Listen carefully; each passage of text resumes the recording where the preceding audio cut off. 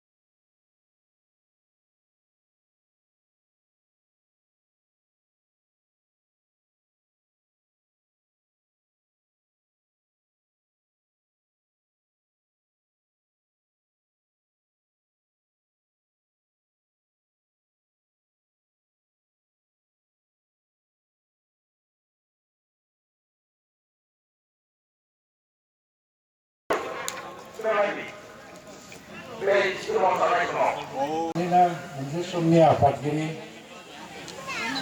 आदा दीपक बसुमतारी, मोनसे समनि गाहाय नेहाथारि आदा परमेश्वर ब्रह्म आरो जोंनि बयनिबो मानिजाथाव बर' थुनलाइ आफादनि आफादगिरि आदा थरेन बर' दङ। लोगोसेनो BTCनि डेपुटि चिफ NDFBनि मोनसे समनि गोजौ थाखोनि दैदेनगिरि आरो उदालगुरिनि MLA आदा गोविन्द बसुमतारी दं। लोगोसे जोंहा